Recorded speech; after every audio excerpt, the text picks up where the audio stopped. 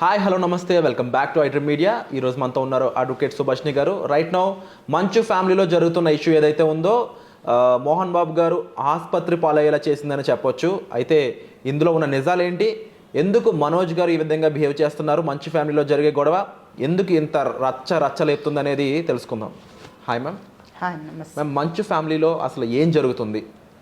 మోహన్ బాబు గారు ఒక ఆడియో కూడా రిలీజ్ చేయడం జరిగింది. అందులో ఎందుకు మనోజ్ ఇలా చేస్తున్నావు, నీకు ఆస్తే కావాలా, మనుషులు వద్దా, కుటుంబం అంతా దిగజారిపోయిందా నీ కళ్ళల్లో, లిటరలీ ఒక్కొక్క పాయింట్లో అయితే మీ వైఫ్ ఈ విధంగా చేయిస్తుందా అనే పాయింట్ని బయటికి తెలియజేస్తూ, అది కూడా స్పెసిఫిక్గా ఆడియో లీక్ అనేది ముఖ్యంగా మన జర్నలిస్టులకి, మరోపక్క మనోజ్ గారికి, మరోపక్క ప్రజలందరికీ అర్థమయ్యే విధంగా అందరినీ రిప్రజెంట్ చేస్తూ, నాది కూడా ఒక ఫ్యామిలీనే, నేను కూడా ఒక సామాన్య మానవుడు లాంటి వాడినే, నన్ను నార్మల్గా ట్రీట్ చేయండి అని ఆయన బాధపడే రేంజ్లో ఆయన ఇబ్బంది పడుతూ ఆసుపత్రికి వెళ్లాల్సిన పరిస్థితి వచ్చిందంటే అసలు ఏం జరుగుతుంది? మనం ఇక్కడ చాలా సున్నితంగా ఆలోచించవలసిన అవసరం ఉన్నది, ప్రజలందరికీ కూడా తెలియవలసిన అవసరం ఉన్నది.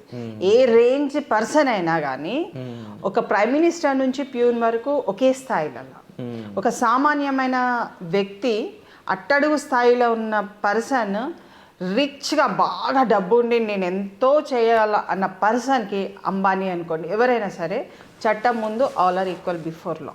ఎవరైనా సరే అది ఏ స్థాయిలో అన్నది మనము డబ్బు అహంకారం చూపించకూడదు, చట్టాన్ని ఉల్లంఘించే పరిస్థితులు తీసుకురావద్దు. ప్రజల మధ్యన ఎప్పుడైనా మాట్లాడేటప్పుడు కొంత సెలబ్రిటీస్ అయినా సరే ఎవరైనా సరే చట్టాన్ని పక్కదారి పట్టించినట్టుగా మాట్లాడద్దు. గొడవ గొడవే. ఈ గొడవలో ఎవరు మధ్యలో వచ్చినా, ఎవరితోని ఎవరు అంటే క్రిమినల్ యాక్ట్ జరిగిన, అసందర్భంగా జరిగిన చేష్టలైనా సరే, ఏదైనా సరే ఎత్తుకు పై ఎత్తు. అంటే చిరిగిపోయిన షర్ట్తో మనోజ్ గారు బయటకు రావడం అయితే వీడియోస్లో కనిపిస్తూ ఉంది. బట్ మీరు ఒక క్రిమినల్ అటెంప్ట్స్ జరిగినాయి అంటారా?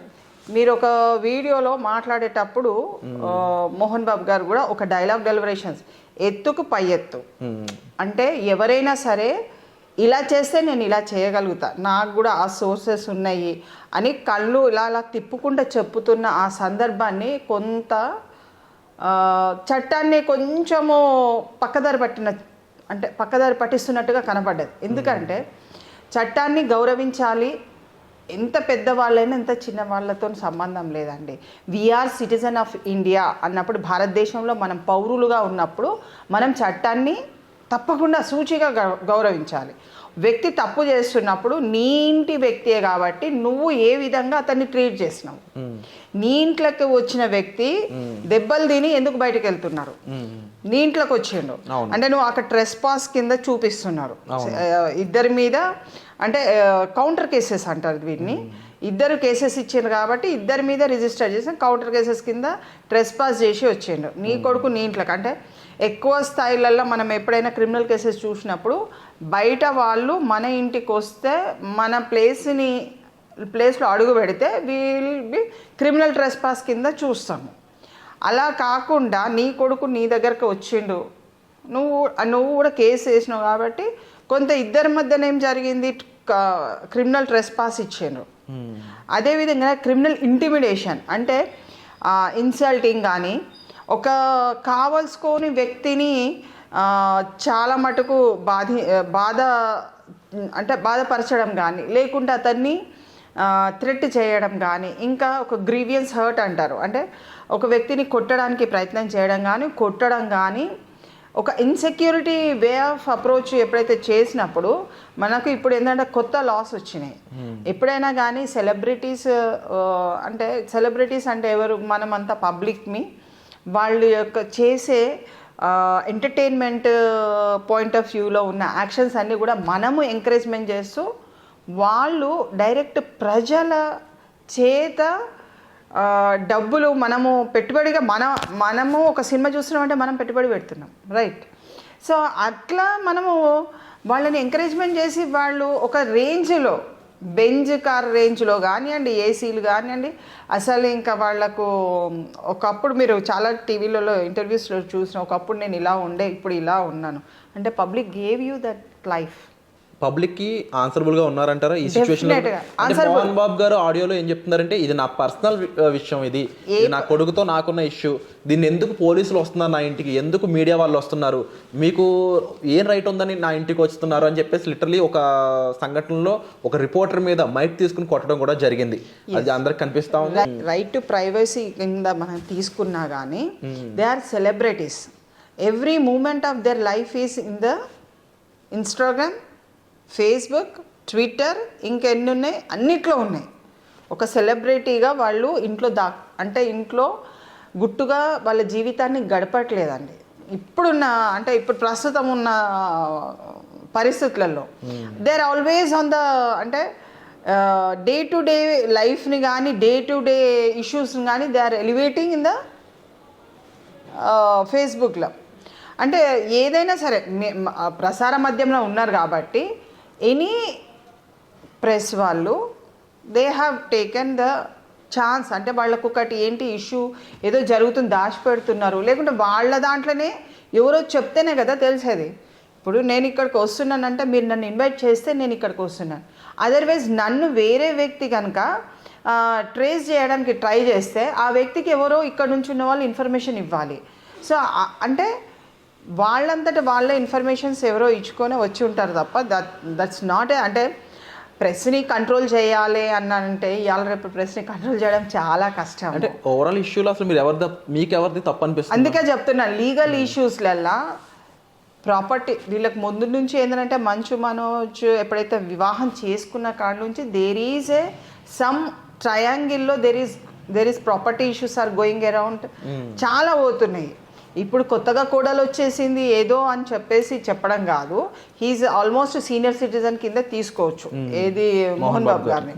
ఇప్పుడు చాలా మటుకు కోర్టు ఏంటి మీడియేషన్స్ చెప్తున్నారు, ఇంటర్నేషనల్ మీడియేషన్ సెంటర్స్ ఉన్నాయి, చాలా మటుకు కూడా మనకు డిస్ప్యూట్ రెజల్యూషన్ హబ్ సెంటర్స్ ఉన్నాయి కొన్ని. ఏ ప్రాపర్టీ ఇష్యూ అయినా నలుగురిలో సమాధానం పరచట్లేదని అంటే కోర్టు మెట్లు అని కాదు, మీడియేషన్ మెట్లు కూడా ఎక్కచ్చు. అంటే without the interference of court కూడా దేర్ ఆర్ మీడియేషన్ సెంటర్స్ ఉన్నాయి, ఇంటర్నేషనల్ లెవెల్లో ఉన్నాయి. దాంట్లో చాలా సులువుగా పరిష్కరించే మధ్యవర్తిత్వము జరుగుతుంది. దాన్ని ఇలాంటి సెలబ్రిటీస్ కనుక ఛాన్స్ తీసుకున్నట్టయితే సామాన్య జనాలకు కూడా ఇది ఒక వేదిక అవుతుంది. ఊరికే కొట్లాడుకోవడం, చంపుకోవడము, చావు దెబ్బలు తినడము, లేకుంటే అంటే క్రిమినల్ కేసెస్ పెట్టుకోవడము, తల పలగొట్టుకోవడం, చాలా ఇష్యూస్ జరుగుతున్నాయి ప్రాపర్టీ ఇష్యూస్లలో. If they want resolve the matter, మానవ సంబంధాలు ముఖ్యమే. నీ ఇంటికి ఒక వ్యక్తి నీ కొడుకే వచ్చిండు, నీ కొడుకు వస్తే నువ్వు పరిష్కార మార్గానికి అతనే దూసుకొని నీ మీద, ఎందుకంటే ఆల్మోస్ట్ సీసీటీవీ ఉండొచ్చు వాళ్ళ దగ్గర, లేకుంటే అయితే ఉండరు, అది చూస్తే ఎవరి మీదకి వచ్చారు అనేది తెలిసిపోతుంది. అంటే గేట్లు ఓపెన్ చేయకుండా అంతసేపు ఉంచినారు కాబట్టి మనోజ్ అలా బిహేవ్ చేశారంటారా? డెఫినెట్గా తన కొడుకు తన మీద ఇవాళ రేపట్లో శత్రువులు బయట నుంచి ఎక్కువ స్థాయిలో ఉండడం కంటే ఇంట్లోనే ఎక్కువ ఉంటారండి, అది మాత్రం వాస్తవం. నువ్వు ఇంట్లోకి రానివద్దనేది నీ మెసేజ్ ఏ విధంగా ఇస్తున్నావు. నీ ఇల్లు, నీ ఇంటి గేటు, నీ ఇంట్లో అప్పటి వరకు పెళ్లి కాకముందు ఆ ఇంట్లోనే ఉండేళ్ళిండు కదా అతను. మరి అతన్ని నువ్వు ఇన్వైట్ చేయట్లేదని అంటే అతను ఇంటెన్షనల్గా కొట్టడానికి వచ్చినట్టుగా చూపించదలుచుకున్నారా, లేకుంటే డబ్బు, హోదా, పరపతి అంటే డిఫర్మేషన్ అవుతుంది, నా రెప్యుటేషన్ డిఫర్మేషన్ అవుతుంది, వీడితోని ఏంటి, వీటితో అంటే అతన్ని డిఫెండ్ చేయడానికి చూస్తుండ్రా లేకుంటే ఏంటి అన్నది చాలా ఇంపార్టెంట్ అయిన ఇష్యూ ఇందులో. ఇంకా క్రాస్ చెక్ చేసుకోవాలండి ఎవరైనా కానీ. ఇప్పుడు మంచు మనోజ్ది తప్ప, ఇక్కడ ఒక సీనియర్ సిటిజన్ది తప్ప అని అంటే ఎందుకు వెళ్తున్నాము అన్నది మనోజ్ కనుక క్లారిటీతోని ఇచ్చేది ఉంటే, ఎనీహో ఇప్పుడు ప్రెస్లో వచ్చిన తర్వాత ప్రెస్ని కొట్టడం కూడా అది you are taking law into your hands. అవును, నువ్వు మాట్లాడేది భాష చూడండి మీరు, ఎందుకంటే సీనియర్ సిటిజన్ కాబట్టి ఎత్తుకు పై ఎత్తు వేస్తానన్న ఒక వీడియో వైరల్ అవుతుంది. ఒక 4 స్టేట్మెంట్స్ ఇవ్వడం జరిగింది. 4 సందర్భాలని తీసుకుంటూ ఇలా కూడా నేను చేయగలుగుతాను, నాకు కూడా అంత పరపతి ఉన్నది అన్న ఇచ్చే ఒక అహంభావం, అంటే ఒక ధోరణి, ఒక ఈగోగా తీసుకోవడం కానీ చట్టాన్ని అంటే చట్టాన్ని డిఫేమ్ చేసినట్టుగా కనపడ్డది. ఓకే. సో ఓవరాల్గా లేటెస్ట్ అప్డేట్స్ అయితే ఈ విధంగా ఉన్నాయి. బట్ ఎవరిది తప్పు ఏంటి, ప్రస్తుతం వీళ్ళ మీద ఎటువంటి శిక్షలు అమలు చేసే ఛాన్సెస్ ఉన్నాయి ఇన్ కేసు అంత లాగిని ప్రాపర్గా వీళ్ళ మీద అప్లై చేసినట్లయితే. అండ్ ముఖ్యంగా ఆస్తి వివాదాలు ఏ విధంగా ఉంటూ ఉంటాయి అందులోనూ, అండ్ ముఖ్యంగా ఒకరి మీద ఒకరు ఇచ్చుకునే స్టేట్మెంట్స్ ఏ విధంగా ఉన్నాయి, వాటిపై పోలీస్ వారు ఏ విధంగా స్పందిస్తారు, దీనికి సంబంధించిన విషయాలన్నీ కూడా వచ్చే ఎపిసోడ్లో తెలుసుకుందాం. Thank you so much.